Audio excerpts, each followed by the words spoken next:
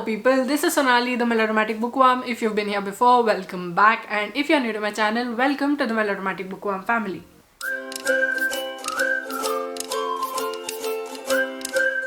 I'm here today with the mid-year book Freakout tag 2024, and yes, as per tradition, I'm going to say it.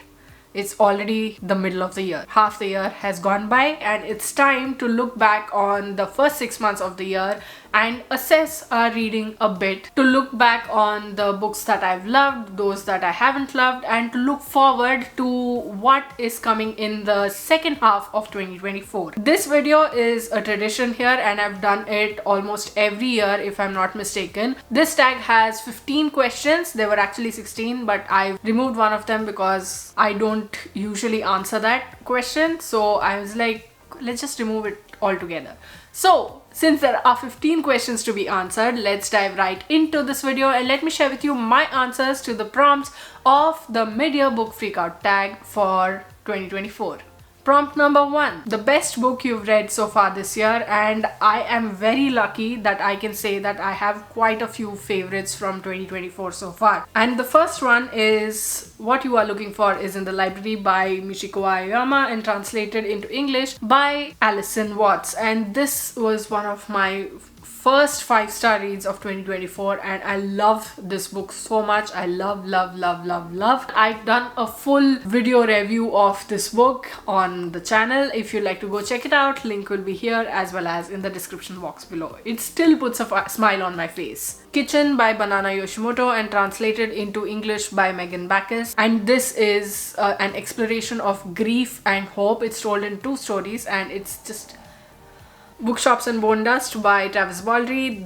This is a prequel to Legends and Lattes, which I read late last year. It's just one of the most wholesome things I've read and I absolutely love this book. The cozy fantasy is growing on me. The Devotion of Suspect X by Kigo Higashino, one of the most brilliantly written murder mysteries of all time. It just has so much more than what you would expect in a typical murder mystery. The Icebreaker series by Hannah Grace. These 2 are romances. The 3rd one is releasing in September and these are fun, funny, steamy, and they are just brilliant writing. A Woman Is No Man by Etaf Rum, or the story told in 2 timelines, one of a Palestinian immigrant to America and the other of a Palestinian American born in America, and this is a must read. Ace of Spades by Farida BK Umide, and this is the story of 2 people who go to a posh private academy. It's called the Niveus Private Academy, and when someone starts sending messages and secrets regarding these 2 people,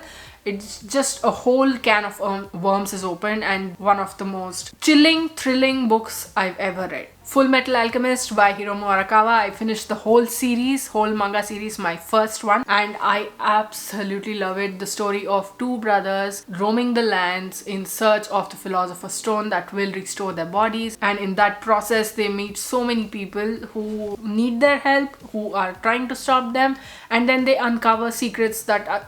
It's just brilliant. Instruments of Torture by Aparna Sanyal. I've done a rapid review for this and I've gushed about it in that video. If you'd like to go check that out, link will be here as well as in the description box below. And this one was a very thought-provoking 8 short stories, each named after a medieval instrument of torture. Your Heart is the Sea by Nikita Gill. Not explaining because I read this for Drama Queen-a-thon and I made a vlog about it as well. Go check it out. Funny Story by Emily Henry. Again, another review, a full video review of this book is up on the channel. Go check it out. Just for the Summer by Abby Jimenez. Abby Jimenez's best work to date, and in this there is so much feeling, parental neglect and child abuse and PTSD as well, so please look at all the trigger warnings before reading this book. But this is one of the most impactful books I've ever read and I love Justin and Emma. The Details by Iya Genberg and translated into English by Kira Yosefson, and I was rooting for this to win the International Booker Prize, but it didn't win. But I feel like this is such a great book. I finished it in one sitting. This is about 4 people with a common thread connecting all of them, and it talks about human connection and the like. I could wax poetic about this for ages altogether, but I won't because I've already done a full International Booker video, and oh my god, this book. I'm going to get a copy of this book for myself. Against the Loveless World by Susan Abul Hawa, and in the light of everything that's going on in Palestine right now, the brutalities that are being inflicted upon Palestine by Israel, and this is such a timeless book in my opinion, especially because everything that is described in there is still happening, and everyone in Palestine has experienced some variation of these things that happen in the book sometime or the other in their life. Lives Not Lived by Monica Bhatti, and this is such a gut-wrenching book. This is about two Indian women whose lives are poles apart, but they are affected by the same types of societal misogyny. Only thing is that one of them has it even worse because there is a caste divide as well. I've done a short review of it as well. If you'd like to go check it out, link will be in the description box below. We Are the Quarry, Fate is the Hunter by Prasad and Shubhada Godbole. This is such a fun book of sailor couple Prasad and Shubhada Godbole talking about their experiences, their marine experiences, and watching their daughter grow up and everything in between. Alone with You in the Ether by Olivia Blake, and this was for a video that I did very recently. This is one of the most gorgeous character driven stories that I've ever read, and it just my heart is with this book, and I want a copy of this as well. And then Lessons in Chemistry by Bonnie Gamas. I've done a whole vlog about this, which to be honest hasn't gotten that much of love. I'm still a little sad about it, but then again, it's okay. This book in itself was fantastic, so that's a win for me. So those were my favorites, at least those that I can recollect off the top of my head. And I must say I am also surprised because I was not expecting so many books to figure in my favorites of 2024 list. Prompt number 2, the best sequel you've read so far this year. I mean, I haven't read a lot of series, but the only thing that comes to mind, the only books that come to mind are Wildfire, the second in the Maple Hill series by Hannah Grace, and the entirety of the Full Metal Alchemist series. Both of these are such well written, well illustrated, like they are on two different levels, but both of them are highly entertaining. So yeah, they could be called best sequels. Prompt number 3, a new release that you haven't read yet but really want to. I have a lot of them. I was so excited when I made my most anticipated books of 2024 video, but I don't know why I haven't found either the time or the motivation to read any of these books. Oh no. The Warm Hands of Ghosts by Catherine Arden. I'm not going to explain any of these, okay? I haven't read it, so I haven't read it. The Familiar by Lee Bardugo. Knife by Salman Rushdie. How to End a Love Story by Yulin Kwang. And what was the other one? How to Solve Your Own Murder by Kristen Perrin. I know. Yes, you don't have to explain anything to me. I know.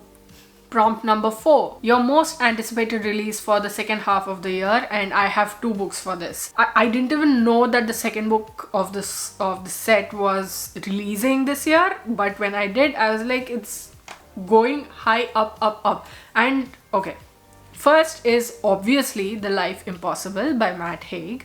I got so excited when he announced this book. I'm just waiting with bated breath for September to come and for me to be able to read it, to have it in my hands and read it, annotate it. You know that's going to happen, right? And the second is Air by Sabaa Tahir. And oh my god, I cannot wait for both of these books. Life Impossible, you know, like that's my most anticipated book of 2024. Air, there's a read-along going on for the Ember Quartet, and I cannot be a part of it at the moment because I don't have my books with me. And I told myself that when I do have those books with me the next time, I'm going to annotate the heck out of it, so I can't even go to the library to read it.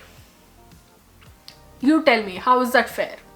Prompt number 5, your biggest disappointment. And without any competition, it was Family Lore. Like, I don't think any book is going to come any close to matching the disappointment I felt when I read this book. Even now, I can feel it bubbling to the top. and I do think that I'm going to be disappointed with it for a long time, even though I see the allure, but it just feels like my heart cracked in two. I did a full video review talking about why this book disappointed me. If you'd like to go check that out, link will be here as well as in the description box below. Prompt number 6, your biggest surprise. And it has to be The Details by Ia Genberg and translated by Kira Josephson. This book is gorgeous. I mean, I've already spoken about it in the first prompt, which is my favorites of 2024.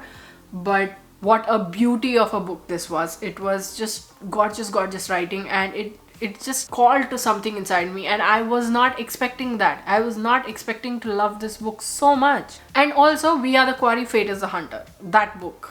I mean, both of these books, they were just huge surprises, pleasant surprises, and they just came out of left field and grabbed my heart. Prompt number 7, your favorite new author or an author that is new to you. There are way too many, and that I think is an amazing thing, because that means that I've been exploring. And I have made a list of these authors here, because obviously I can't remember everything. So, and making a list helps me also. Okay, why am I rambling? I don't know. But some authors who are new to me, who I've absolutely loved, are Claire Keegan, Farida Abike-Imide, Hannah Grace, Zora Neale Hurston, Etta Frum, Hiromu Arakawa, Ia Genberg and Kira Josephson, Susan Abulhava, and Monica Bhatti. Prompt number 8, your newest fictional crush. I have two: Miles from Funny Story and Justin from Just for the Summer. Justin for the Summer. I'm so proud of myself, not. Prompt number 9, your newest favorite character, and that has to be Nahar from Against the Loveless World. I mean, I can't even explain why I love Nahar so much, but maybe it is because of everything that she has been through. She still has that hope, she retains it, and she doesn't take crap from anyone. If she reaches that point and if someone goes beyond it, then she is not going to take any crap. She is going to stand up for herself, and I love that about her. I mean, I know that she doesn't have an option. She and her people are in a situation where they aren't given any choices, but still, through that, the way she retains agency, brilliant writing and a brilliant character. Prompt number 10, a book that made you cry. I have quite a few, okay? And the first of which is A Woman Is No Man by Etta Frum, Your Heart Is the Sea by Nikita Gill, because it's Nikita Gill. Her writing is that poetic, literally. And then Funny Story, I'm not taking that book out from there again. Funny Story, I cried because I related to Daphne so much, and I loved Miles for whatever he does, and these two have such a great connection. And then Against the Loveless World will grab your heart, twist it and put it back in that place, and it will leave you a changed person. Lives Not Lived by Monica Bhatti. Tears galore for all of these books. Prompt number 11, a book that made you happy. I have 3 answers for this. One is What You Are Looking For Is in the Library by Michiko Aoyama and translated into English by Alison Watts. And this is such a lovely book. It talks about 5 people, it's told in 5 stories, and who go to the library, and the librarian, and the books that she recommends change their life in ways that you would never think that is possible. And it just set something aflutter inside me, and I love this book. And then the Maple Hill series by Hannah Grace. Fun, funny, steamy, lovely. I just love this, and it just put a huge smile on my face. I was laughing so hard because of the wit and banter. And then We Are the Quarry, Fate is the Hunter by Prasad and Shubhada Godbole. You should have known that this book was going to figure on this list for this prompt as well, because it's such a fabulously written book. It's warm, it's lovely. It's just a well-rounded 25 anecdotes from this ex-sailor couple that just filled my heart up. Prompt number 12, your favorite book to film adaptation. I haven't watched any adaptations this year, so I don't have an answer to this question so far, at least, but I am planning to watch a couple of them in the second half maybe, so maybe I'll have an answer for you at the end of the year. Prompt number 13, your favorite video you've made this year. I really loved making book review videos, be it the one for What You Are Looking For Is in the Library, or the one for Funny Story, or even the one for Family Lore, irrespective of how I feel about the book. They've been really fun to make, and I've really enjoyed writing down my thoughts about a book and talking about it on the internet. It was really a good experience for me, and I really like how those videos came out. Although I also do like a couple of my recommendations video, one of which that comes to mind is the women's book recommendations that I made at the beginning of March, or also the reading vlog that I made for Independence by Chitra Banerjee Devakaruni. I love making both of them. Prompt number 14, the most beautiful book you've either bought or received this year. And hands down, it has got to be The Warm Hands of Ghosts by Catherine Arden. I mean, look at this cover. Look how shiny and gorgeous and lovely. Look at the colors. It just gives that feeling of, love it. And it's a travesty that I haven't read it yet, but we'll get there. Okay, so now we are at the last prompt, which is, what are some books that you need to read before the end of the year? I mean, I posted my second half of 2024 TBR video at the beginning of this month. If you'd like to go check that out, link will be here as well as in the description box below. But I moved a few books from the first half of 2024 to this second as well, be it Demon Copperhead, Interpreter of Maladies. I've added David Copperfield, then the Thursday Murder Club series. There's a lot going on. I think there are in all 14 or 15 books. I didn't count because I also included a series and all. But there are some really good books that I'm really looking forward to reading in the second half of the year. So that was my mid-year book freakout tag 2024. What do you think of this video? Did you like it? Did you not like it? Have you read any of the books mentioned in this video? What are your answers to these prompts? And what plans do you have for the second half of 2024? Let me know in the comments below. I'd love to hear from you. If you like this video, please like it and share it to spread the word. And if you like my content and would like to see more from me, don't forget to hit subscribe and click on the bell icon beside the subscribe button to get notified as and when I post new videos. Thanks for watching. I'll see you in the next video. Until next time, keep reading, keep watching, and add melodrama to your life.